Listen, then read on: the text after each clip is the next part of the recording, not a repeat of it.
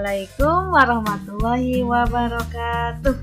Halo anak-anak ibu, bagaimana kabar kalian semua? Semoga kabar kalian selalu lebih baik lagi dari hari sebelumnya ya. Amin. Dan kita doakan buat teman-teman kita yang tidak bisa mengikuti pembelajaran hari ini karena sakit, kita doakan semoga Allah segera sembuhkan penyakitnya ya. Dan buat teman-teman kita yang izin karena ada keperluan, kita doakan juga semoga urusannya selalu dipermudah ya. Oke anak-anak, bertemu lagi bersama Ibu pada pembelajaran tematik. Nah, hari ini kita masih di tema 6, subtema 2, merawat hewan di sekitar. Pada pembelajaran kelima dan keenam. Oke, namun sebelum kita mulai pembelajaran hari ini, alangkah baiknya kita membaca doa terlebih dahulu ya, agar setiap kegiatan yang kita laksanakan bisa menjadi keberkahan untuk kita semua ya. Oke, berdoa mulai. Berdoa selesai. Oke. Untuk memulai pembelajaran ini, adapun tujuan pembelajaran hari ini, Ibu harapkan kalian dapat membaca dan menjawab setiap pertanyaan-pertanyaan yang sesuai dengan bacaan. Kemudian yang kedua, Ibu harapkan kalian juga mampu memahami dan mengaplikasikan aturan-aturan yang diberlakukan di tempat bermain atau di tempat yang ramai dan juga di perpustakaan. Dan yang ketiga, Ibu harapkan kalian juga mampu memperkirakan berat suatu benda dengan tepat.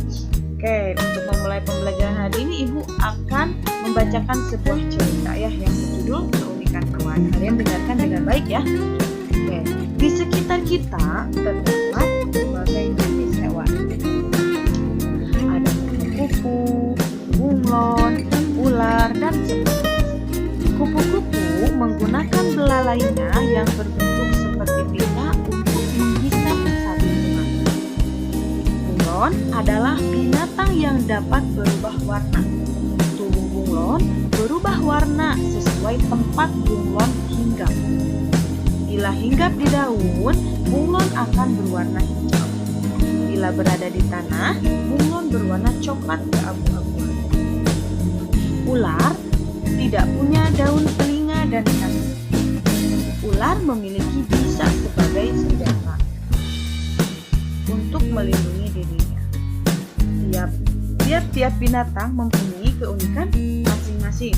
Oke, nah ini adalah jenis-jenis atau keunikan-keunikan dari hewan. Nah, di sini ada 3 hewan ya yang memiliki keunikan. Yang pertama tadi ada kupu-kupu.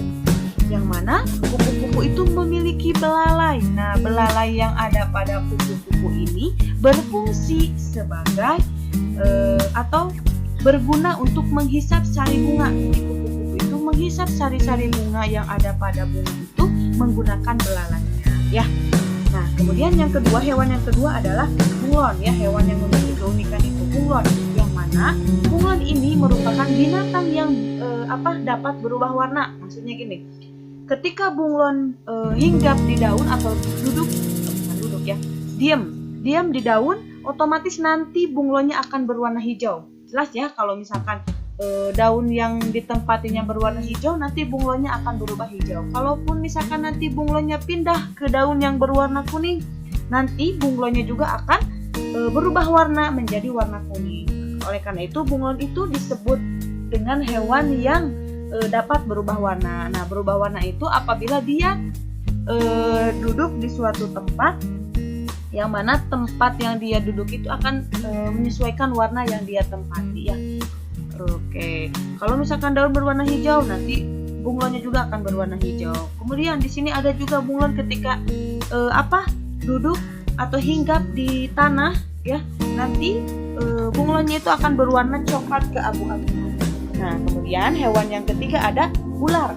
Nah, kalau ular ini tidak memiliki daun telinga dan kaki. Oke, di sini ular itu memang memiliki keunikannya itu dia memiliki bisa. Bisa ini yang memang untuk digunakan atau dijadikan sebagai alat untuk melindungi dirinya. Jadi ular itu melindungi dirinya dari orang-orang yang akan menyakiti atau apapun, dia menggunakan bisanya untuk melindungi dirinya ya. Nah, itu adalah keunikan-keunikan dari setiap binatang. Nah, jelas ya bahwa setiap binatang itu memiliki keunikannya masing-masing. Oke. Nah, setelah tadi kalian mendengarkan cerita dari Ibu, sekarang Ibu memiliki sebuah pertanyaan. Oke, pertanyaannya, menggunakan apakah kupu-kupu untuk menghisap makanan? Coba kalau misalkan kalian mendengarkan pasti kalian ingat. Coba, menggunakan apa tadi kupu-kupu untuk menghisap makanan? Ya, betul, menggunakan belalainya yang berbentuk seperti pita. Nah, itu belalainya itu digunakan oleh kupu-kupu untuk menghisap makanan. Kemudian yang kedua, apa nama binatang yang dapat berubah warna? Coba ingat lagi. Binatang yang dapat berubah warna, kalau diam di daun nanti hewan tersebut berwarna hijau. Kemudian kalau diam di tanah nanti warnanya berubah menjadi coklat keabu-abuan. Kalau diamnya atau hinggapnya di daun yang berwarna kuning, dia akan berubah menjadi warna kuning. Coba, hewan apakah itu? Iya, betul, good job sekali ya, kalian hebat ya. Bunglon. Nah, itu adalah hewan yang dapat berubah warna. Itu dapat berubah warna di tempat yang dia tempati. Oke, itu adalah pertanyaan yang sudah kalian jawab dengan betul ya. Nah, sekarang di sini setelah kita sudah memahami beberapa keunikan-keunikan dari hewan, hari ini kita juga lanjut pergi ke perpustakaan sama dengan Ino ya. Ino sedang membaca buku di perpustakaan yang berjudul Mengenal Hewan. Selesai membaca, Ino meletakkan kembali buku yang telah dibacanya. Ino merapikan kursi dan bangku. Kemudian, Ino menemui Laras dan Windy. Ino ingin berdiskusi tentang buku yang dibaca Laras dan Windy. Nah, jadi di sini setelah tadi Ino belajar mengenal keunikan-keunikan hewan, Ino juga lanjut membaca buku yang ada di perpustakaan yang berjudul Mengenal Hewan. Nah, setelah membaca buku yang dia baca, dia menyimpan kembali buku yang dibacanya ketika pergi ke perpus ya. Kemudian setelah menyimpan bukunya, Ino itu langsung menemui Laras dan Windy dan mengajak Windy dan Laras itu untuk berdiskusi tentang buku yang dia baca. Oke, nah setelah Windy dan Laras itu diajak oleh Ino untuk berdiskusi, ada beberapa yang didiskusikan oleh mereka, yaitu mengenai aturan saat di perpustakaan. Nah, jelas ya, dimanapun tempat yang kita tempati, diadakan atau dibuat sebuah aturan itu agar tidak terjadi sesuatu yang tidak diinginkan. Nah, adapun di sini aturan saat di perpustakaan ada beberapa ya. Nah, yang pertama, menjaga kebersihan di dalam perpustakaan. Kalau misalkan kita main di perpustakaan, kemudian kita membuang sampah seenaknya, makan makanan, kemudian sampahnya disimpan, kemudian mengobrol, membiarkan perpustakaan kotor, pasti itu akan membuat kita tidak nyaman. Nanti banyak sumber penyakit ya. Oke, makanya kita harus ketika nanti kita berada di perpustakaan, kita harus bisa menjaga kebersihan di dalam perpustakaan. Kemudian yang kedua, merawat buku yang dipinjam. Nah, ini jelas ketika kita meminjam buku di perpustakaan, setelah kita meminjam, jangan lupa kita untuk merawatnya, dan ketika nanti kita mengembalikan harus bukunya itu harus bagus ya, tidak boleh ada yang rusak, tidak boleh ada yang disobek-sobek. Oleh karena itu kita harus merawat buku yang dipinjam oleh kita. Kemudian aturan selanjutnya yang ketiga adalah dilarang makan dan minum di perpustakaan. Dilarang makan dan minum di perpustakaan. Wah, jelas ketika kita di perpustakaan kita tidak boleh makan dan minum. Kenapa? Karena ketika kita makan di perpustakaan nanti akan mengganggu kenyamanan orang lain, kemudian akan menyisakan sampah-sampah yang membuat nanti tempat ruang perpustakaan itu menjadi tidak baik, tidak enak dipandang. Maka itu dibuatlah aturan dilarang makan dan minum di perpustakaan. Kemudian selanjutnya ada merapikan buku setelah digunakan. Oke, ketika kita main ke perpustakaan, kemudian kita baca-baca buku di perpustakaan, jangan lupa bukunya itu disimpan di tempat seperti semula agar ketika nanti teman-teman kita mau membaca itu ada bisa dicari di tempat yang sudah kita tentukan. Oke, itu adalah beberapa aturan-aturan yang ada di perpustakaan. Kalian harus bisa menaati setiap aturan-aturan yang dibuat ya, mau dimanapun saja. Nah, kemudian hari ini adalah hari Selasa ya. Murid-murid berkunjung ke kebun binatang ceria. Murid-murid senang mengamati hewan secara langsung. Tiba-tiba terdengar seorang anak menangis. Ia terpisah dari orang tua. Ino dan Windy menghampiri anak itu. Kemudian Windy itu bertanya, "Mengapa adik menangis?" Kemudian Dita pun menjawab, aku mencari." Oke, adik yang sedang menangis itu adalah namanya Dita ya. Nah, kemudian Dita itu menjawab, "Aku mencari ayah dan ibu, Kak." Oh, ternyata seorang anak yang menangis itu sedang mencari ayah dan ibunya karena mereka itu terpisah dari orang tuanya. Kemudian Ino pun mengajak kepada Ditanya, "Mari kakak bantu mencari ayah dan ibu kamu." Kemudian Windy pun menjawab, "Ya, jangan menangis lagi." Kemudian Dita pun menjawab, "Baik Kak, namaku Dita," kata Dita ya tadi. Oke, Ino pun bertanya, "Bagaimana kamu bisa terpisah dari ayah dan ibu, Dik?" Kemudian Dita pun menjawab, "Tadi aku berjalan-jalan melihat burung. Setelah itu aku tidak tahu jalan kembali." Oke, kemudian Windy pun menjawab, "Lain kali berhati-hati ya, Dik. Jangan pergi jauh dari ayah dan ibu." Kemudian Ino pun menjawab, "Benar. Ayah dan ibu tentu sedang cemas sekarang." Kemudian Dita pun menjawab, "Baik Kak." Nah, Ino dan Windy mengantarkan Dita kepada petugas keamanan. Oleh petugas keamanan diumumkan berita ditemukan anak hilang melalui pengeras suara. Nah, di sini ceritanya ada yang sedang berlibur ya di kebun binatang, kemudian terpisah dari orang tuanya. Nah, kemudian tadi kan kita Dita itu sedang bermain di kebun binatang. Nah, di sini ada beberapa aturan yang dibuatkan ketika di kebun binatang. Yang pertama, dilarang mengganggu hewan. Nah, ini tidak boleh ya kita mengganggu hewan. Kalau kita mengganggu, apalagi seenaknya ya kita mengganggu sehingga membuat hewan itu jadi marah sama kita. Jadi kita tidak boleh mengganggu. Kemudian dilarang membuang sampah sembarangan. Betul, kita tidak boleh membuang sampah sembarangan apalagi di kebun binatang ya. Oke, jangan memasukkan tangan ke dalam kandang. Wah, ini bahaya. Kalau misalkan nih kita main ke kebun binatang, kemudian ada binatang harimau, kita mau memasukkan tangan. Nah, kenapa tidak diperbolehkan memasukkan tangan? Karena takutnya nanti tangan kita dimakan sama hewan tersebut ya. Nah, kemudian dilarang membawa hewan. Jadi jika kita bermain ke kebun binatang, kan kita mau melihat binatang, berarti kita nggak usah bawa binatang kita ya. Kalau misalkan nanti dibawa bisa hilang ataupun misalkan nanti ada hal-hal yang tidak. Oke, kita tidak boleh memberi makan hewan di kebun binatang. Itu petugas kebun binatang menyiapkan makanan dengan ukuran yang tepat. Untuk itu, petugas kebun binatang menggunakan beberapa timbangan. Apa saja jenis timbangan yang kamu ketahui? Wah, ini sudah kita pelajari sebelumnya ya, ada beberapa timbangan. Nah, di sini ada yang masih ingat? Ya, timbangan ini namanya timbangan meja. Yang mana timbangan ini biasa digunakan di pasar ya.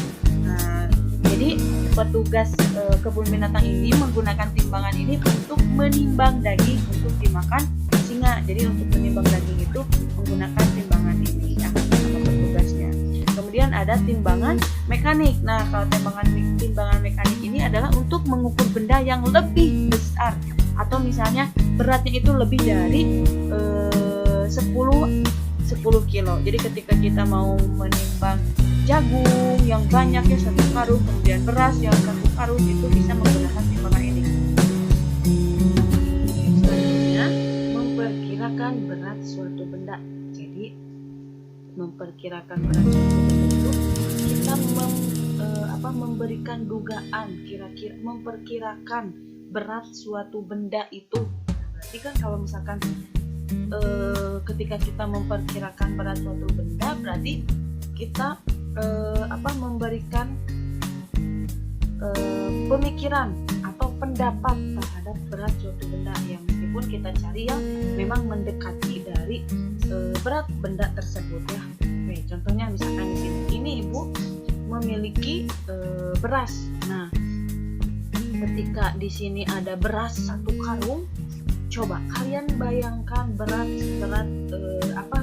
1 karung. Kira-kira jika kita perkirakan beratnya itu berapa? Apakah 10 kg atau 100 gram?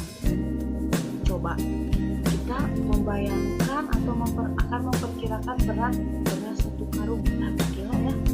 Iya betul. Jadi ketika kita mau memperkirakan berat suatu benda, di sini ada 1 karung beras. Nggak mungkin kan ya 1 karung beras beratnya 100 gram. Yang pasti yang betul adalah 10 kg. Oke? Paham ya? Kalau misalkan 100 gram itu kan terlalu, kalau misalkan 100 gram itu biasanya ditimbang menggunakan timbangan yang ada di rumah. Terus nggak bisa lah ya, nggak bisa ketika kita mau menimbang beras yang 1 karung ditimbang menggunakan timbangan yang ada di rumah. Ini tidak bisa. Jadi ketika kalian melihat barang ini, misalkan di sini ada beras 1 karung, jika kita perkirakan kurang lebih nanti beratnya itu sekitar 10 kg. Jadi di sini menggunakan satuan kilogram ya kalau beratnya besar. Oke, kemudian yang kedua di sini ibu memiliki 2 kantung telur. Nah, 2 kantung telur ini jika kita perkirakan beratnya berapa ya? Apakah 2 kg atau 200 gram? Nah, di sini kan 2 kantung ya. 2 kantong telur. 2 kantong telur. Nah, kita perkirakan kalau misalkan kita bayangkan 200 gram. 2 kantong telur ini kita timbang menggunakan timbangan di rumah. 200 gram kan memang kelipatan timbangan itu 200 sedikit kan ya. Sedangkan di sini telurnya 2 kantong. Berarti jika kita perkirakan berapa? Ya betul 2 kg. Kita mau memperkirakan kita harus bisa melihat benda yang kita ukur atau yang akan kita perkirakan beratnya. Kan tidak mungkin kalau misalkan berat telurnya 2 kantung, apalagi 1 kantong telurnya ini banyak kan ya, ada beberapa butir, berarti kan tidak mungkin berat itu 2 kg. Nah, itu adalah cara kita memperkirakan berat suatu benda. Jadi ketika kita mau memperkirakan berat suatu benda, kita lihat dulu bendanya seperti apa, kemudian wujudnya seperti apa.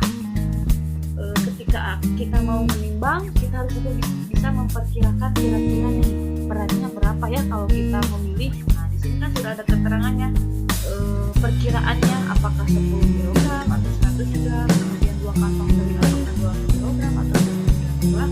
Bagaimana cara kita memperkirakan berat suatu benda? Nah ya, paham ya? Oke.